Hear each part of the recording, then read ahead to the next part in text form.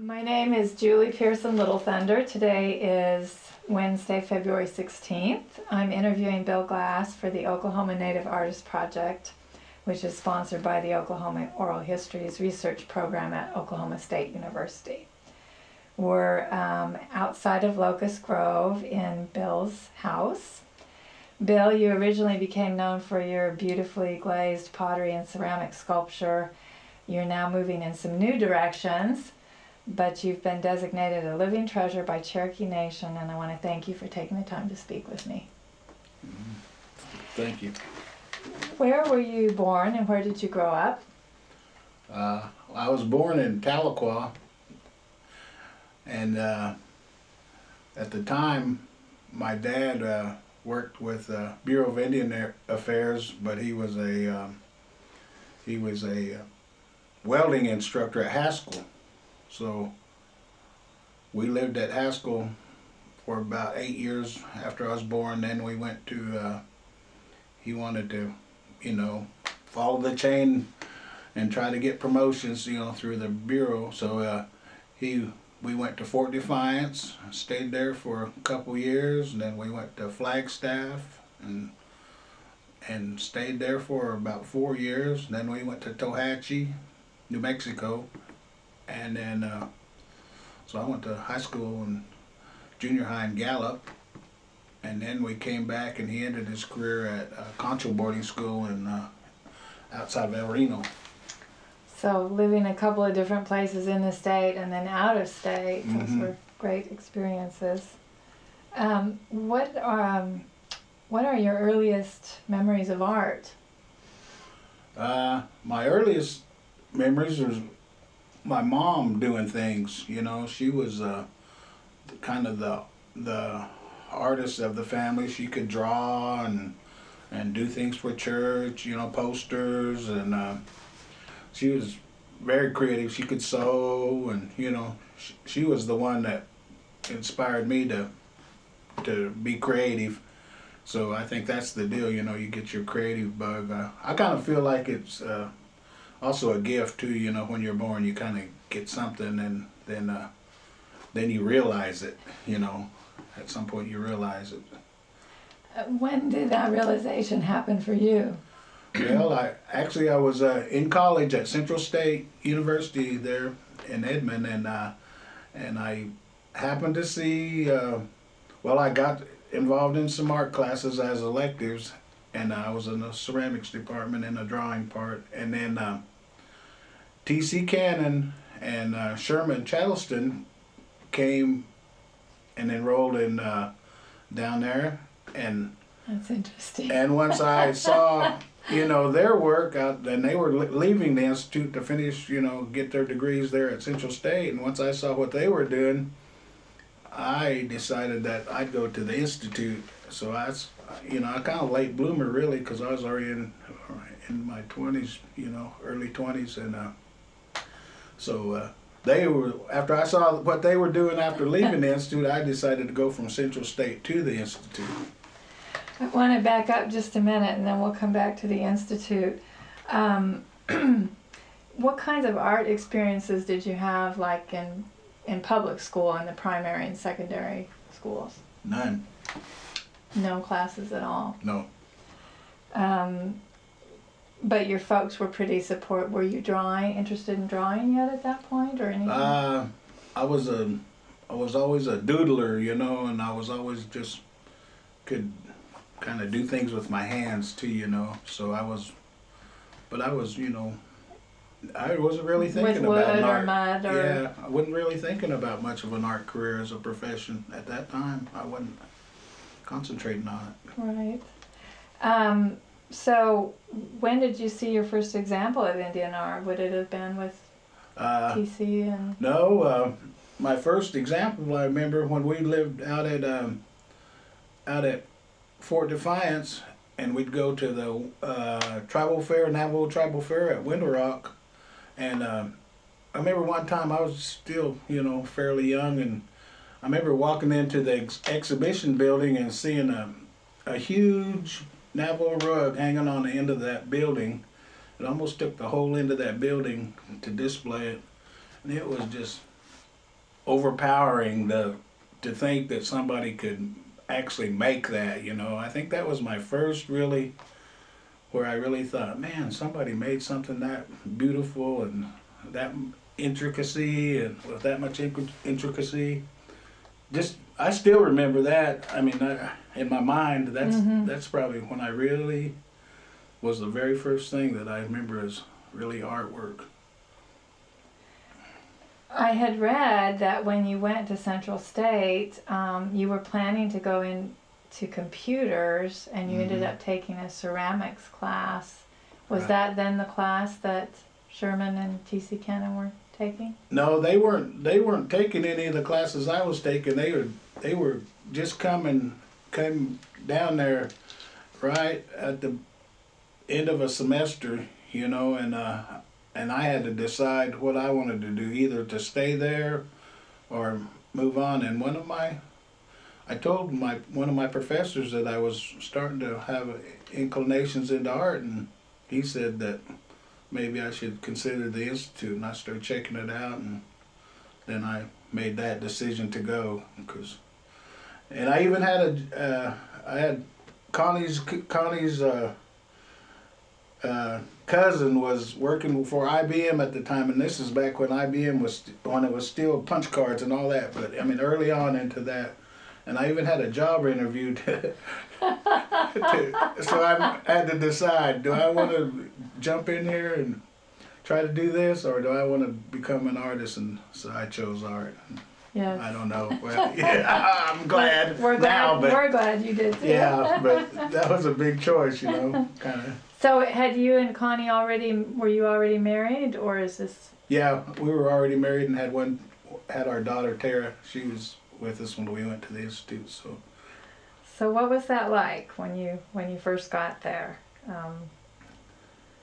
Well, it was just back in that time. Rhode Island School of Design was managing it. You know, was in charge of it at the time I was there, and it was just. I never realized, you know, what the art profession really could be, or being around a bunch of artists could be like, and I just enjoyed it. It was the student body and the friends you made, and I just really. But they knew they only had you for 2 years, so that, you know, that was a 2-year deal. So they were there to get you and try to let you find your own direction. Really is what they always said, develop your own style. And that's one thing that because they knew they just had you for a short span, so they wanted you to try to work towards some style if you could. That was the goal. And I always felt one thing that really, I was lucky to get there before Alan Houser retired, and I got to, you know, be a student of his while I was there, so that was good fortune for me. Yes, you took sculpture from Alan then. Mm-hmm. That was what, and then my ceramics teacher was named Ralph Partington, and so the two studios were close to each other, just next door to each other, so that was real convenient too. Was that kind of were those the areas you gravitated towards from the beginning, kind of ceramics and sculpture? Yeah, and I took some drawing classes and, you know, some basic design things that, you know, most of us do, but at that time too, you could choose to you could just do studio all day. You didn't have to have other classes if you didn't want. You could be in the ceramic studio or the sculpture studio all day, and I thought that was cool, because coming from a college setting where you had to take requirements, there was very few requirements if you didn't want to. I mean, you could just actually, because they knew they just had you for that short time, so they wanted to really let you get connected with your medium. So it was really nice. You mentioned good friendships that you made. Who were some of the friends you made while you were at the Institute? Well, I was lucky in that part too. You know, Mike Romero, he's a Santa Clara Taos guy, and he's a good painter. Mike Zeliox, he's from Gila River. So they were painters, and then Doug Hyde happened to still be there. He was, there. Clifford Froggle was a classmate, and Earl Biss was there at the time. Um, it just happened that when I got there, there was still some older guys, because I was a little older too. I wasn't just an 18-year-old guy going, and there was some older guys my own age that were there, and it just, everybody kind of fit in, After that first semester, after that first year, they kind of, those older guys had to leave, some of them did, and because they were just hanging on and wanted to, be artists. And, right. And so they kind of got rid of some of them. Well, you spent some time in New Mexico previously. Did you consider staying there after you graduated, or? Yeah, I did. I thought about that for a while, and I just, I think Connie wanted to get back to Oklahoma. I could have probably enjoyed that, staying around there, and a lot of the students' body did stay and, become the next group of artists to come through, Right. When you came back to Oklahoma, the Indian art scene was starting to take off. Do you remember what it was like? And are we talking the mid-70s? When did you leave the Institute? So. I left the Institute in '75. Okay. And then I came back and I worked for the Cherokee Nation for about 2 years or 2.5 years as a field worker out in the Cherokee community, setting up arts and crafts classes, So I did that, but then I felt like I was drawn back to my own work instead of working for somebody. I wanted to do my own artwork, and so in about '78 I became a full-time artist, and that was still at the end of the what I'd call the turquoise craze, when turquoise jewelry was popular, and so that it kind of helped. When you go to the art shows, there was a good following at that time, and it was a good time to try to break in, because you could make some sales and stuff, because there still was a nice popularity for Indian art. Try to make your living that way. Mm-hmm. When you were working for Cherokee Nation, you weren't necessarily just teaching ceramics or sculpture. No. You were doing. The community I gave them a list of classes they could take or could request, and whatever they requested, I'd provide the teacher and the materials, and then we'd set up a 6-week class for them. Basketry and beading, and we even had leather making, leather tooling. Right. So. Do you remember, once you made that decision that, and actually might have happened well before that, do you remember when you sold your first, what you considered a bigger piece for a good price? Or more major? I don't know. Were you selling a little bit after you graduated from the Institute? Oh yeah, well, really, actually, there. my first sales of what I'd consider a major piece was while I was still a student at the Institute, I entered the Herd Show, and they bought one for their permanent collection. And then the next year I entered at Philbrook, and they bought a nice piece. It got first place in sculpture, and it sold, So, and those were 2 pieces that I did while I was still a student, at the Institute. One was a stone carving, one was a ceramic. So I thought it was going to be a nice occupation, because I didn't know. A great auspicious beginning. Yeah.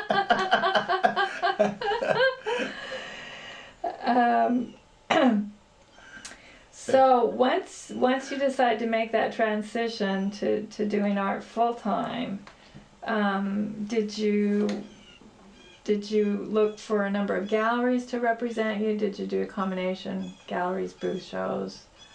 At first I did mostly just galleries, and probably like a lot of people, you know, Doris Littrell in Oklahoma City, and then Linda Griever in Tulsa. You know, they were always just extremely good to the artists. I just can't say enough about those two ladies. I mean, they've helped countless artists get started, you know, and I tell you, every time I was just didn't know what to do, you know, I'd go see one of them, and they'd always help me get through a lean time. So they did it for a lot of artists. So those two ladies are I think were the two main ones here in Oklahoma. And some of those early shows were fun too, weren't they? Oh yeah. The early galleries. Yeah, they were the best, you know, and they. I remember one time we was at Doris's, and I'll tell you this, and there was a who's that guy? Wright, the Wright. What's his name? The architect Wright. Oh, Frank Lloyd Wright? Yeah, Frank Lloyd Wright chair furniture at Doris's, and we were sitting there, and that thing, Ben Harjo was sitting there, and Connie was sitting there, and me, and that chair broke. One of the legs broke off, and that chair slid down this way, and when I was sitting on the end, and when I heard that thing break, I jumped up. But when it did, it tilted, and Ben, he just laid his head over like, and everybody was there, all the artists were there. Man, that was funny. I jumped up, and he was just leaning on Connie's shoulder. Boy. Oh my goodness. But you know, times like that's what you remember. Right, you know? Right, in a Frank Lloyd Wright chair. Yeah.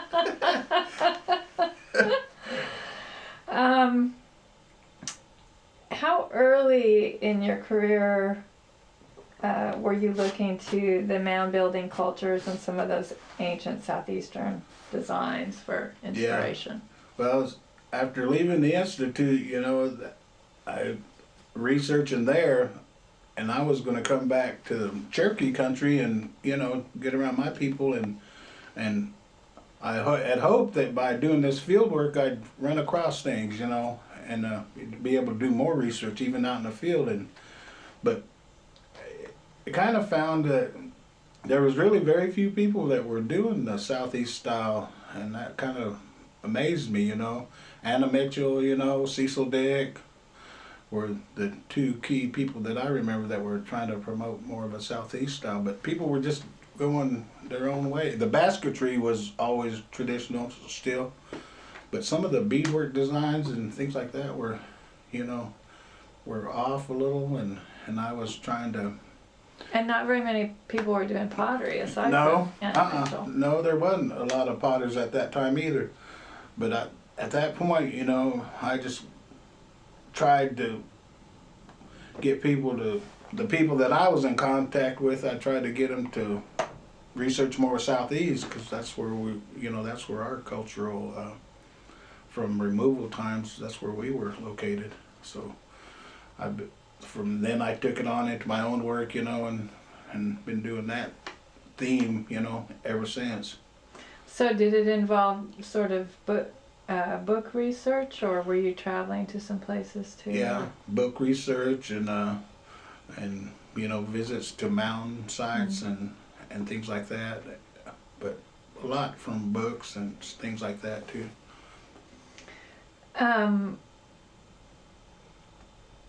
Yeah, I was wondering, and you kind of answered that about Cecil Dick, I guess, other people exploring some of those designs in other media. Yeah, and you know, getting to talk with those guys, you know, actually talk with them and visit with them, and you know, have a drink with them, and I live in this town, Locust Grove. This is the home of Willard Stone. You know, getting to go over and see Willard and things. They were always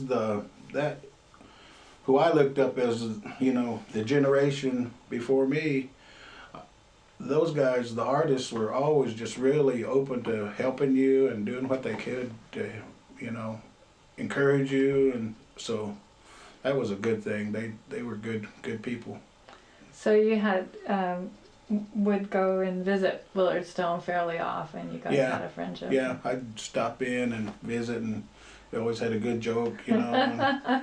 Were you doing any ceramic sculpture yet, or had he seen any of your sculpture pieces? I was, you know, still trying to do some of my own work and stuff, but you know, and he had kind of an open door policy for artists. They could stop by and visit him and see what he, you know, was up to, or just, you know, go and visit. Usually he'd talk about gardening and have, like I said, he always had a joke.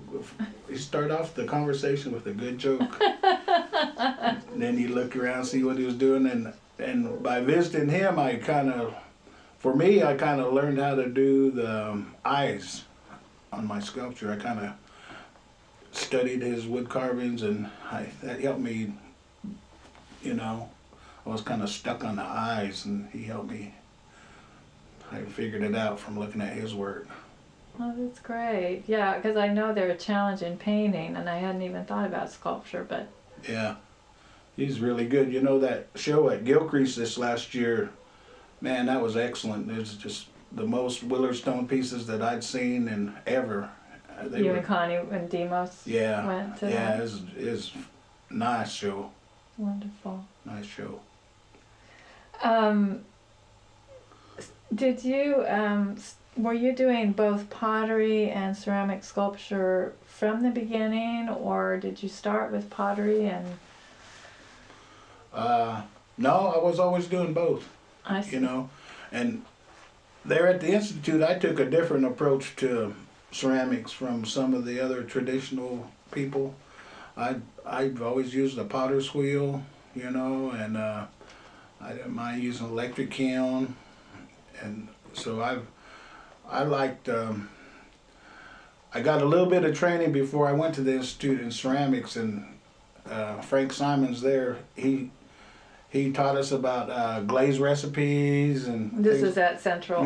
At Central State, and so I was kind of, you know, at least knew what it was about, how to mix your formulas and stuff. So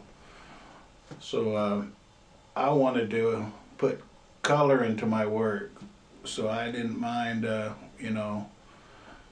And I've got some formulas of my own that I mixed up and. So you went on to experiment with those Mm-hmm. glaze formulas at the Institute. And really and develop new ones developed through my career. I've developed more and more.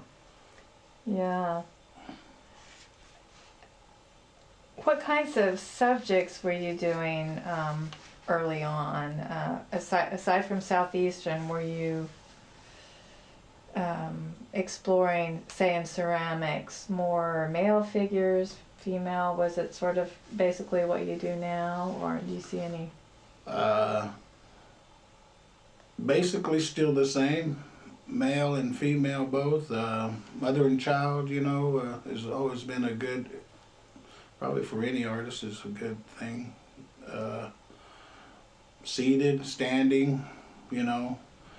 I think now I've noticed my work, I've refined, you know, more refined, and probably I'm happy with it, you know. It's just a kind of, an artist will go through developmental, where he develops, and I've kind of come to the point where I'm not really afraid to tackle much, you know, now.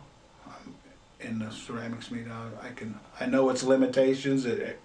Truth of materials, there's limits to every material, but it doesn't scare me, you know. It doesn't make me shy away from some odd projects. So I like that, you know, that I'm just done it long enough, I think. I know for a while, at least I think I remember at Trail of Tears Art Show, people didn't know what to do with ceramic sculpture. You know, in competitive shows, sometimes it would get put in the wrong category, sort of, and not. Did that ever happen to you in the early days, where you felt what I've seen is people take the word ceramics. When you say ceramics, people automatically vision in their head these little molds that associated with old ladies out there making these little ceramic chickens or whatever things, you know. And and casting them, and that term, but really the term ceramics means, you know, anything to do with clay. So it's, mine are one of a kind, hand built, you know, or not hand built, but I've used machines to make some of the things, but a lot of it's hand, and it's a mixture. With me, I use the machines I have in different ways, techniques, but there's a lot of handwork involved. So then I use electric kiln, you know. So I'm a contemporary ceramist is all I can say. I'm a contemporary on the contemporary side. Right. When did you start doing Indian market? Maybe when you were at the Institute, huh? Yeah. Right after I left the Institute, I went back and did it. I did Indian market for about 5 years, and then I waited a few years, you know, maybe 6 or 7 years didn't go, and then I went back and for another stretch for about 5 or 6 years, you know, and right now I'm not going again. I'm just kind of hanging out here in Oklahoma. You're busy enough, and that's kind of it was a fun show. Some of the early, do you remember some of your awards? I think I got a few awards there. I don't think anything I'd say major, you know, third place or something a couple times, and and there too, they weren't, at that time, they weren't, the contemporary ceramics, you know, there you're gonna get beat by traditional pottery, and Right. you know, that's their tradition, so, and Southwest. So that's okay though. At least I was able to maybe open doors for other artists that want to go into the contemporary art. Yes, they're much more careful about their categories now. Yeah, so I kind of see myself as being able to let other people go in any direction they want in ceramics, really, you know. What kinds of changes did you see in the Oklahoma Indian art scene during the 80s?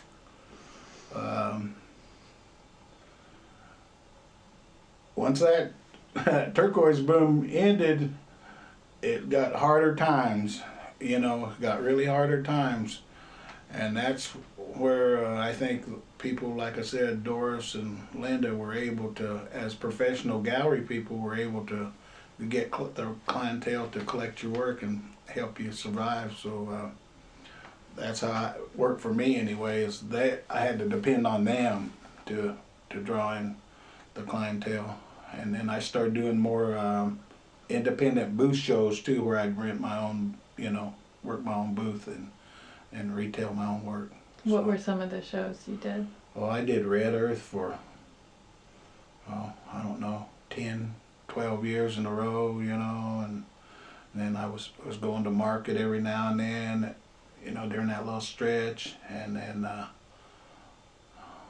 just really whatever fit into my schedule, my next production, whatever I could produce enough work, you know, I'd start looking for a show. Right.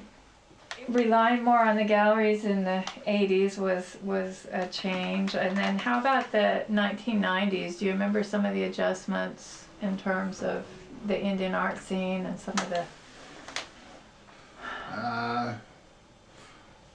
Just the struggle, I think, you know, kind of like ups and downs. Right.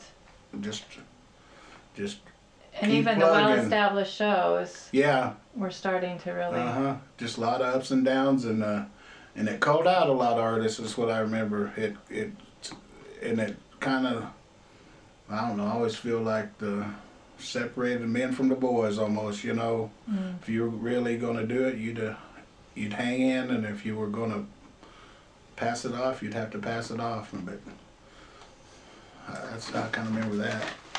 Well, and also the Indian Arts and Crafts Act was passed in 1990, you know, requiring artists to provide proof of enrollment or be certified by their tribes. Yeah. Do you remember the impact of that bill on galleries and individual artists? Well, how I remember that is that it really divided our tribe, because there was a lot of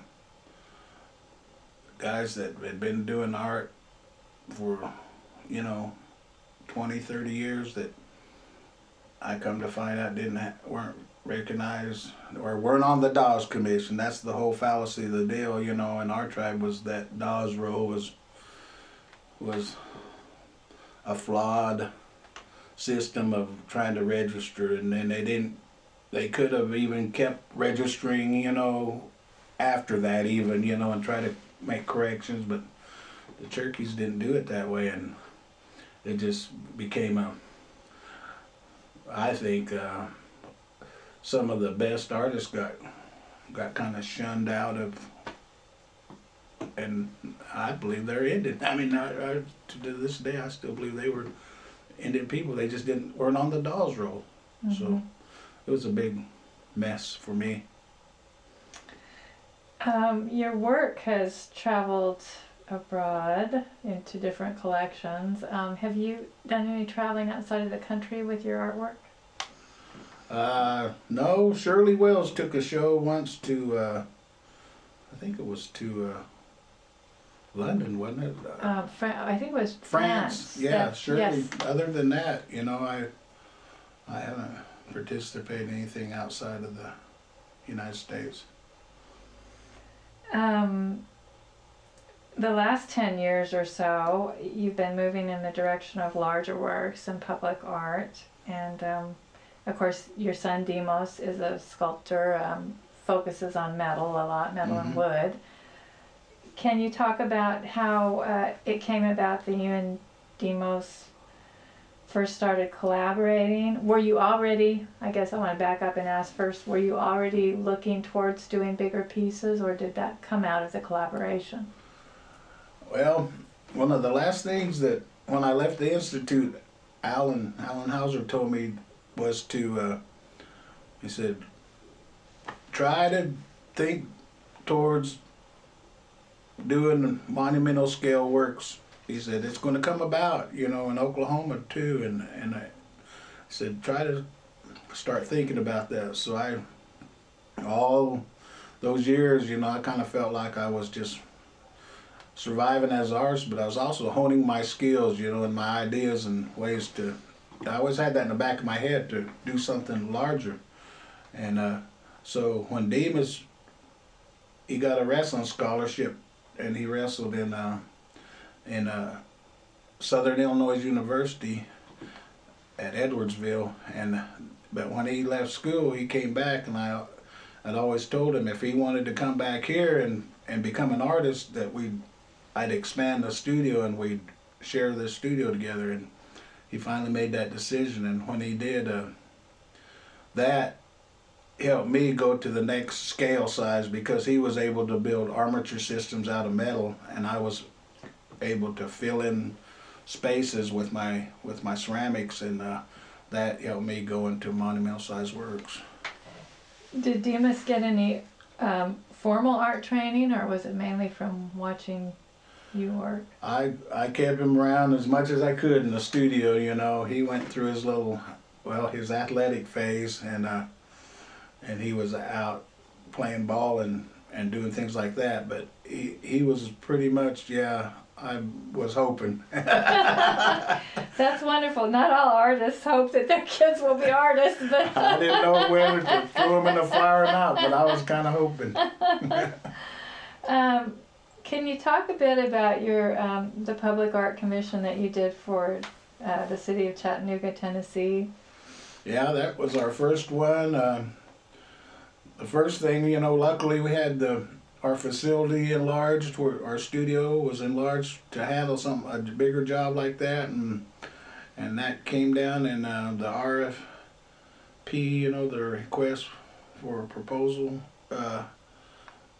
wanted you to develop an art team, and they were looking for Cherokees or Creeks or, somebody that, because right there was the point of embarkment for the Trail of Tears journey. Right there at that site was where there was a swing ferry there, and they used that to swim across the river, and then they had to start walking on the Trail of Tears. So it had a historical reference. So we came up with our plans. You know, I developed a team: Robbie McMurtry, Ken Foster, Gary Allen, myself, Demas, and Wade Bennett. Nagofty Scott too was on there. So, and then we just went down and went through the process, you know, and they selected, and we went for an interview and explained our project, and they chose us, and we did. That was we got the job and started working. So, what was your part of the project? I was kind of like the manager, you know, and the head ceramist. And what ultimately ended up being installed on the Riverwalk was? We did 7 6-foot stainless steel rings with clay insets in them. And that, we'd never seen anybody do that before, but that was, you know, kind of my vision. But so we had to go and do some research with, you know, the kind of adhesives that they use on skyscrapers, you know, that the construction industry uses on their, you know, outdoor, like for window panes. So we use that kind of caulking and those kind of industrial glues and things to set the ceramics in, because it was going to be outdoor. Wow. So, you know, but through it, we developed a process of attaching clay to stainless, and now, you know, we still use that technique that we developed in my own work now. So, you know, it was kind of cool. Yeah, wonderful breakthrough. Mm-hmm. And the ceramic pieces are bas relief, is that right? They come out. Yeah, I had purchased an extruder, and I never got to use it much, and finally on that job I really used that piece of equipment. So yeah.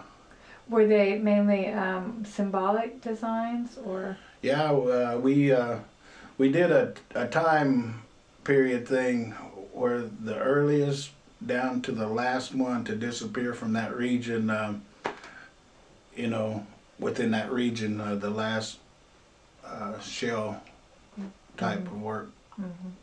And there are different symbols along the wall, so we did a time deal. That was the timeline. Have you been back since the, I guess, inauguration, or? I've been back a few times, and they found fault with the engineers had some way hadn't stabilized one of the walls that our work was hanging on. So a year ago we had to go down there and remove our artwork. Oh my goodness. And they fixed the problem, you know, went back in and fixed the problems that they had encountered. And then we went back last year and reinstalled again. So, but I've been back times in between, and one of the things I remember is that's a place where the board rack guys like to go, the skateboarders. Oh. At night, late at night, Yes. I'd go down there late at night, and they'd be coming through there with their boards and stuff, but I noticed they'd stop and look at them and admire them and treat them respectfully. So I would talk to them and I'd say, hey, watch out for me, watch out for these, you know, at night when, you know, nobody's around. You guys are here. You guys help take care of the artwork for me.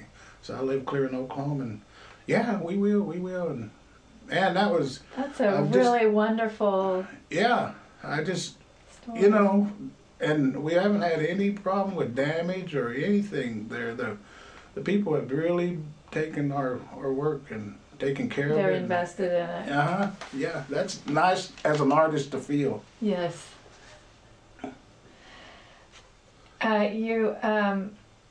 You received a commission from the American Indian Cultural Center in Oklahoma City, and we have a little model of it, I think, that we're going to talk about later. We don't need to do it yet, but okay. At the end.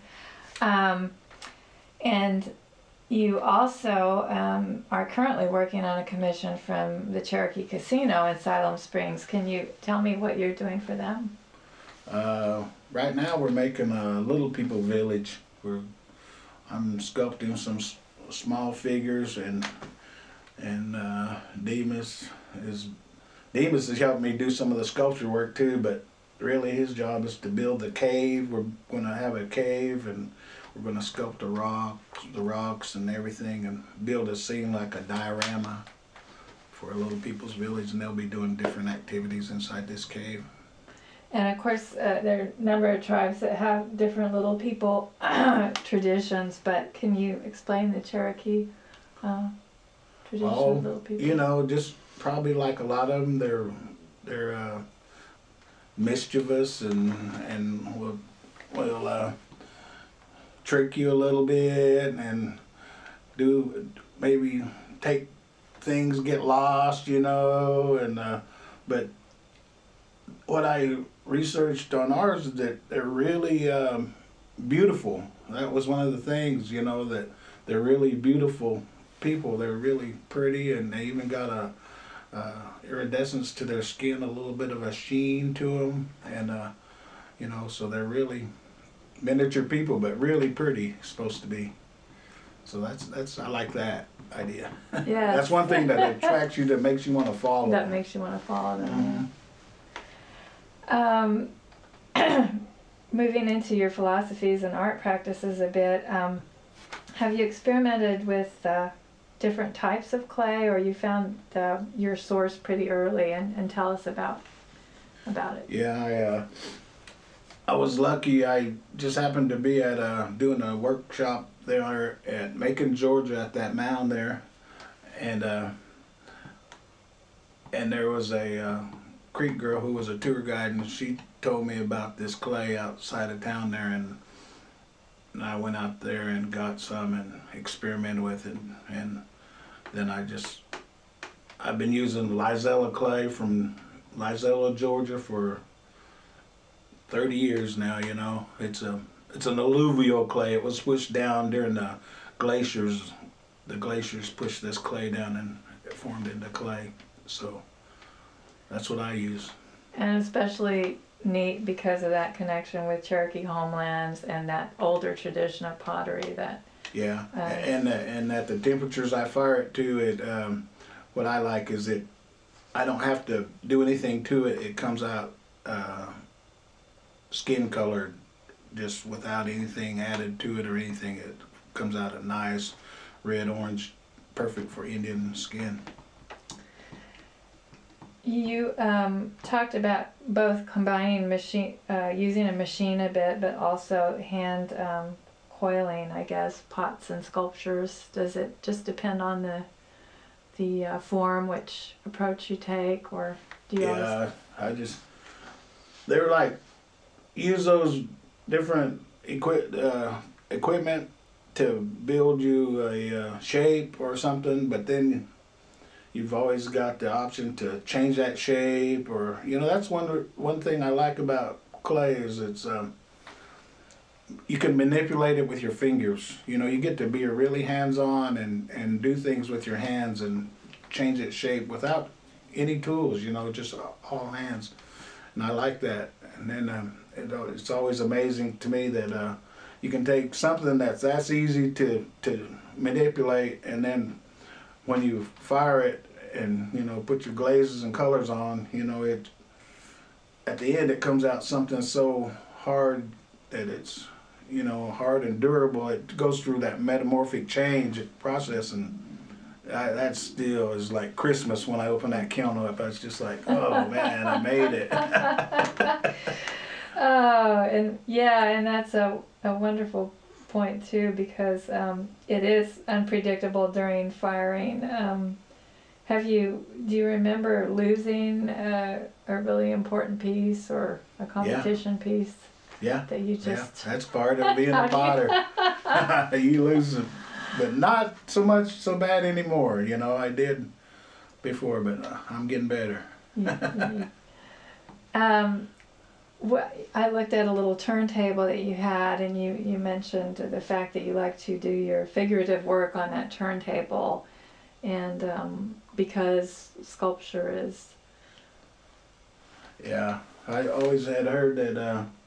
I'm not the one that said it, but one of the old Michelangelo or somewhere way back, you know, they said that sculpture has got 8 views, 8 different views of a sculpture.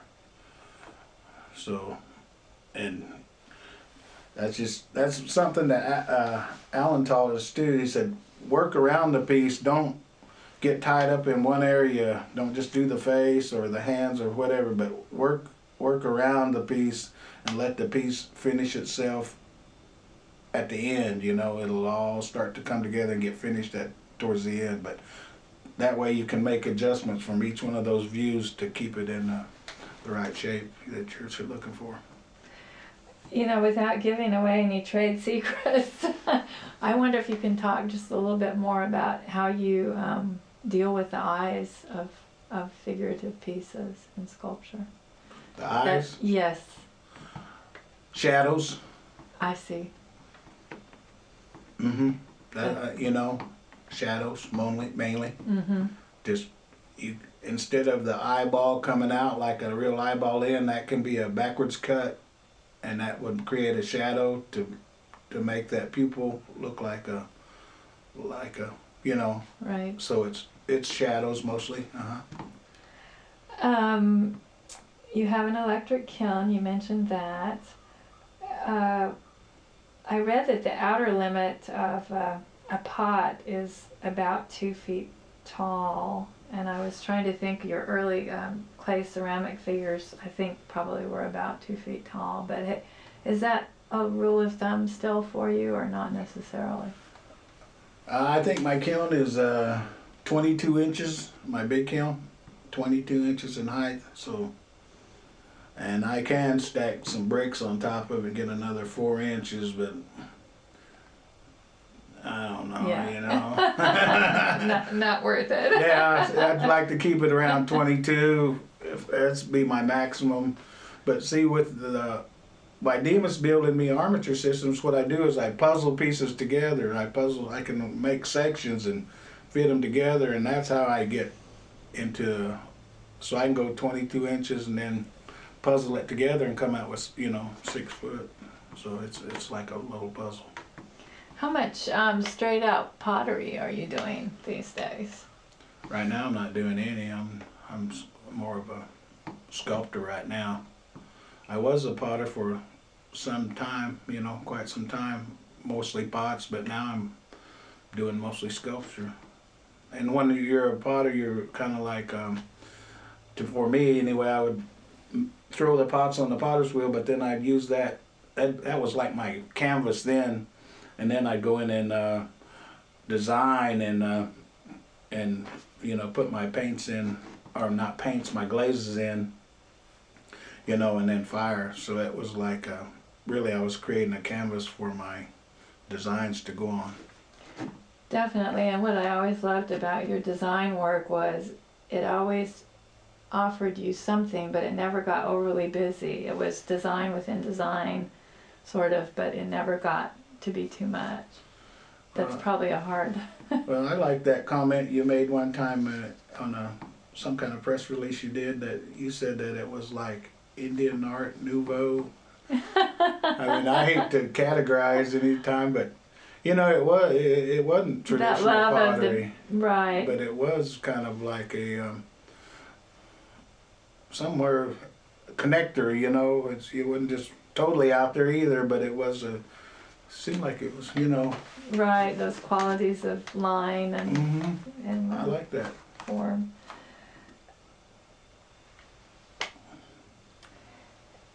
Let's talk a little bit about your glazes.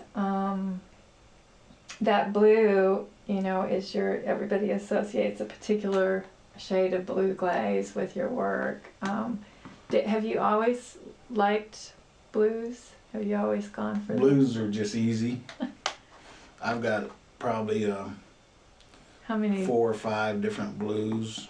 That's one of the simplest glazes, because cobalt, you know, just will make a fantastic blue, and I've been able to make them from glossy to matte to on goes, you know, on down. So I've got a nice little selection of blues. And How about blacks? Do you have also a selection of those? Yeah, I've got, well, a matte, like a Ondo matte. It's a rough finish matte, and then I've got a nice glossy black, and it's a Albany slip glaze. It's Albany slip can't be.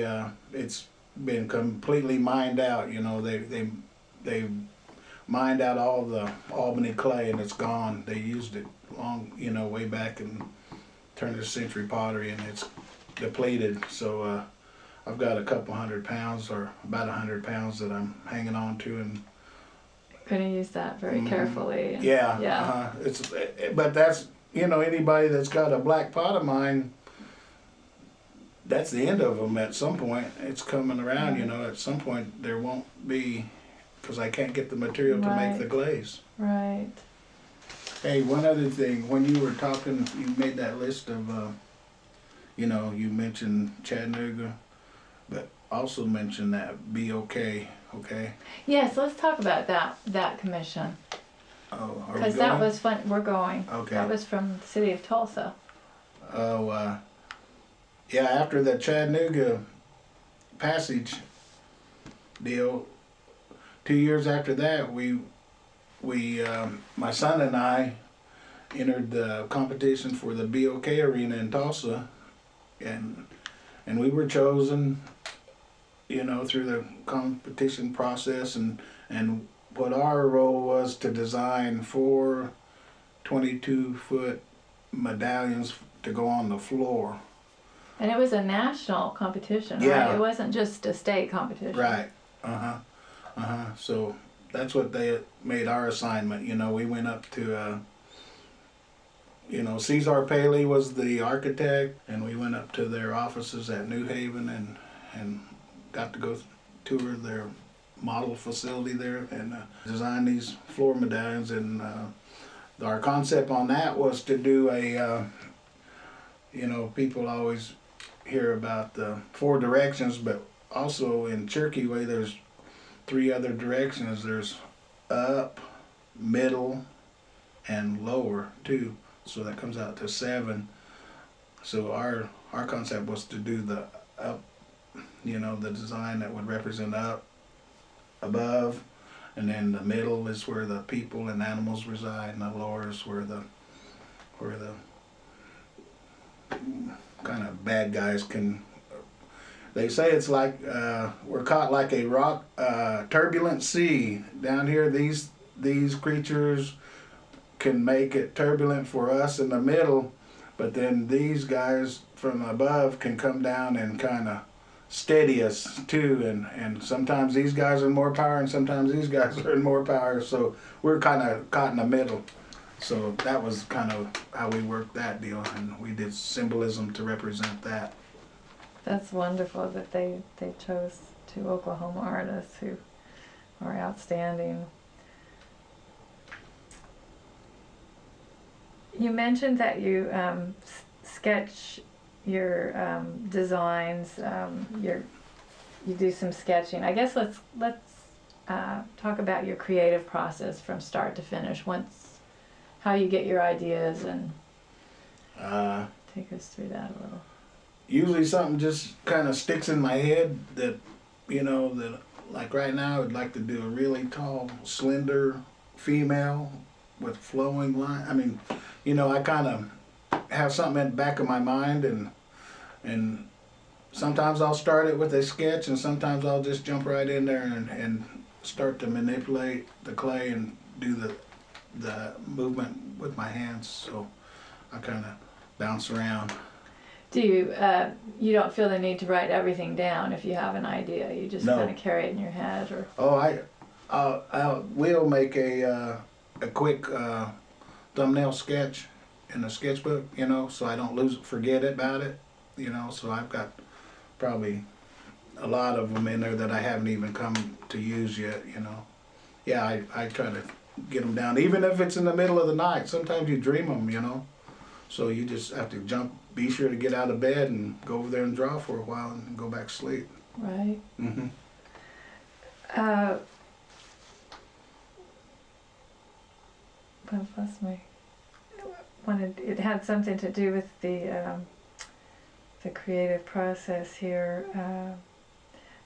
Research.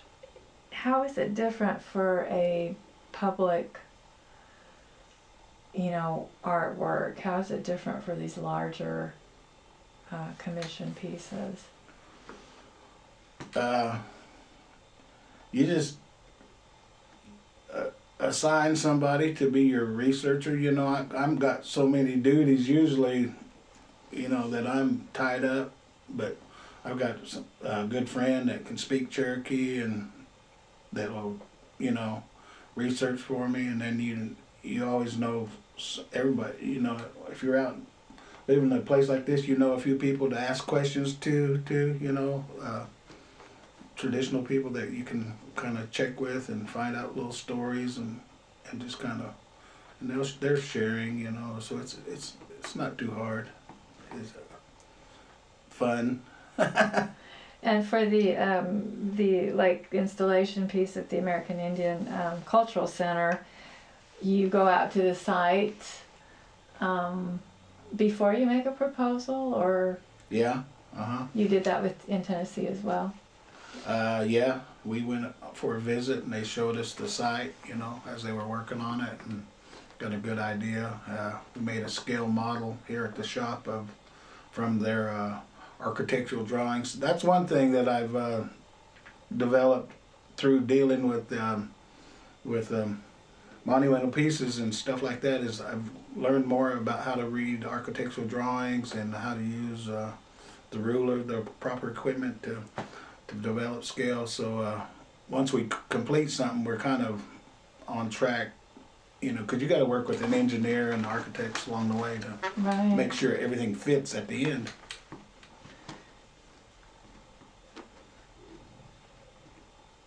You've pretty much stuck to Cherokee subject matter. Is that just a conscious commitment, kind of to represent your own tribe, your art? Yeah, it is. From the beginning. Mm-hmm. You mentioned a friend that helps research, and you also have some people that help you that you are able to hire with larger projects, because it's more than a two-person job. What are the challenges there? Do you just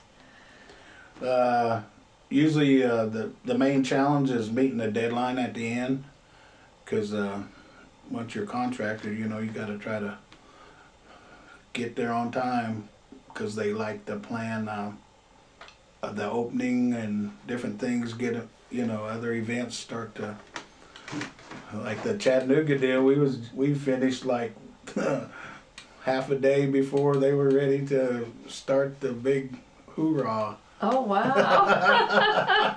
Talk about sweating it. I know. Well, the construction guys too, they got flooded down there, and they lost time, and it just really made it. Gee. Another good story is when we went down there, those guys were really under pressure. The construction guys were under pressure, and they were irritable.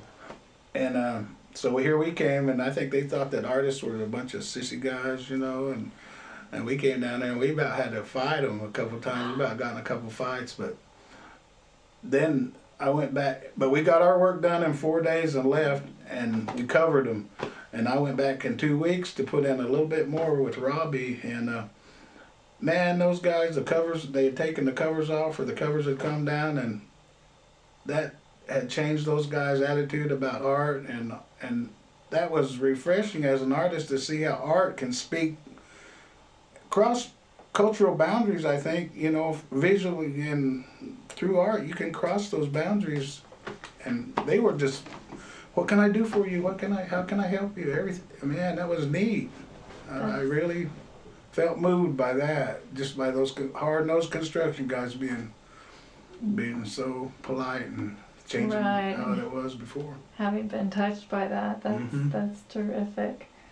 An artist partner always plays a large role in their success. What roles has Connie played in your art throughout the years? Oh, she's always there to help set up the table, you know, and load the truck and drive, sometimes drive me there, you know, and feed my crews if we're working, you know, feed the people. She's just been, I mean, like you said, you know, you do it. You've been there, you know, it's just, you got hundreds of jobs that the artist guy can't do because he's kind of off in his own zone a lot of times trying to finish up this or touch up that, and there's just it takes two. You know, I think it's so neat, and you've sort of touched upon it already, just the fact that you were ready to move in this new direction, the fact that Demos was joining you was moving you there a little bit faster even. What's it like working with your son? It's you know, I lived kind of far out here, and while he was in college, I just felt kind of like isolated, you know, not to be around artists, another artist enough, more artists enough, and I appreciated going to the shows and seeing artists then, but a lot of time I was just out there by myself, you know, and now I got somebody to talk art with, and we don't always agree. We have our little differences of opinion, but we can talk them out and reach a good medium.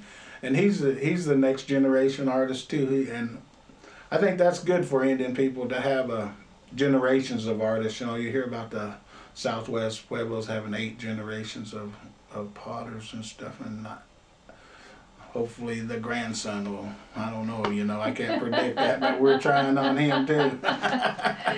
That's great, and you've got the grandson very close now too, since Demas lives right across the road.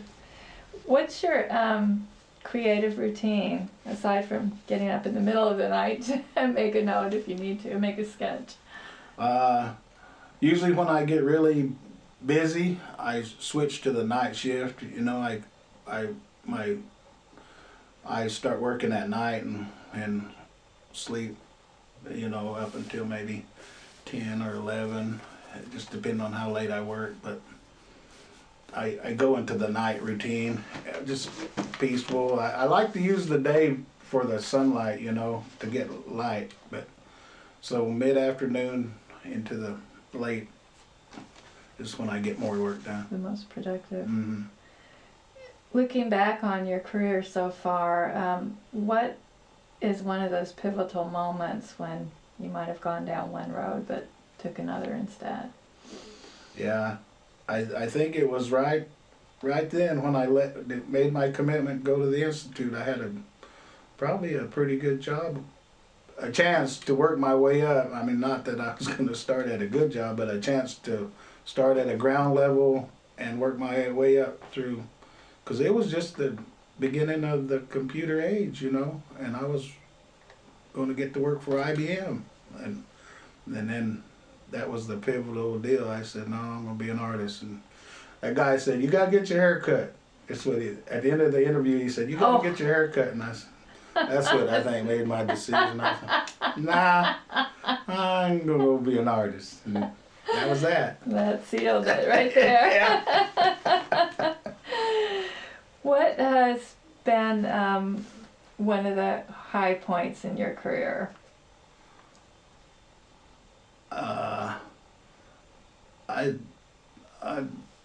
I like that job we did at the Passage. That as far as artwork, because that was our first one, and it pushed us to develop, you know, like I said, a new techniques, and I had a nice crew of guys working with me, and then it just was.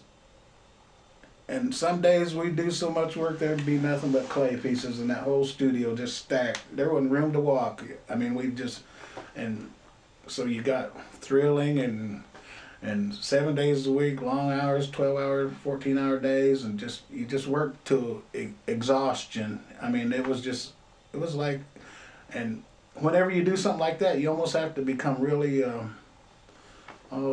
it's not just you know, you kind of feel like there's somebody above you helping too, because you know, and so you do a lot of praying and, you know, things like that too are associated with times like that. So it's, you know, that was very moving to me, you know. What's been one of the low points in your career? Oh, probably headed for Oklahoma City and not have hardly any money in your pocket, and knowing that you got to make a payment here and there, and if you don't make this sale, what do I do next? You know, like, oh, we got to try another gallery, and it's a maybe, and that's where people like, you know, like I said, Doris, man, she'd come through and I'd be able to survive for another month. So, yeah. Many of those, A lot though, of artists can relate to those. yeah, many times too. It's not just like, and it's still like, it still can be that way. It's our profession is not very stable. And it's still, we have to work. How much of your time do you spend making proposals now? Is that still a pretty small percentage, or? Yeah, I'm just, right now so far I've been lucky and I've got 4 jobs, nice jobs like this, but they're about 2 years apart. So. Gives you something to look forward to. Yeah. And plenty of time to. Yeah, well, about the time you're finishing one, and it's not a fast process, it's a slow process. You put something together, and it might take the committee or whoever 6 months to 8 months, maybe even a year to decide who they're going to choose. You know, it's a slow process to work through. So I'm always looking to do some, though. I just like working in that scale. You know, the larger scale is really intriguing right now. Right. Mm-hmm.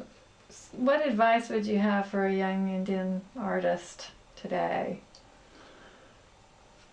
I'd say they got to really soul search, you know, and decide, and it's like you got to throw your hat over the fence, you know, and go get it. And if they're really young, if they're young enough, go to the Institute. And if they want to stay here in Oklahoma, maybe go to Bacon, or, you know, or OU or something. But try to get somewhere where you can feel comfortable, you know.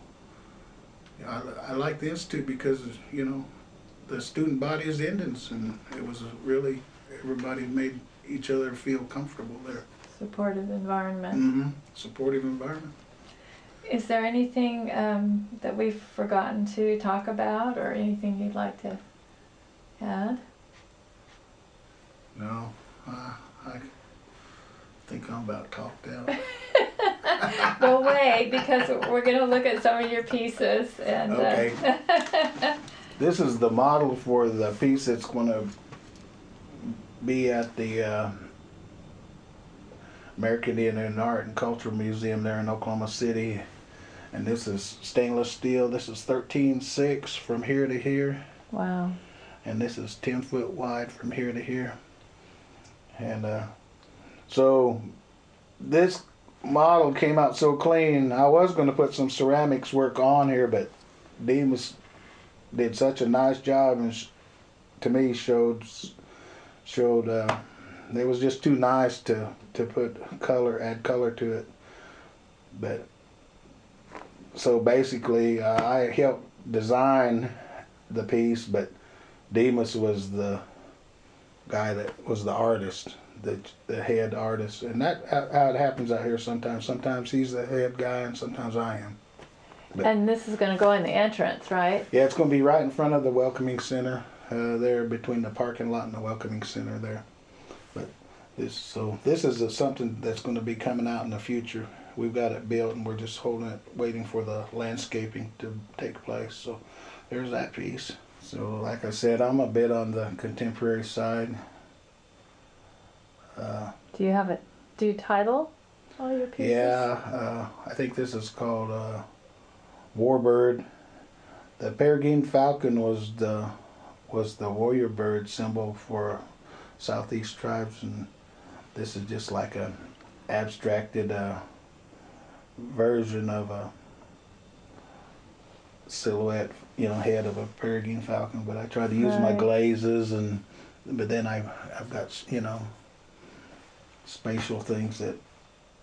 And I'm hoping to take this one and get it maybe cast into bronze. I think it'll look better, actually better in metal.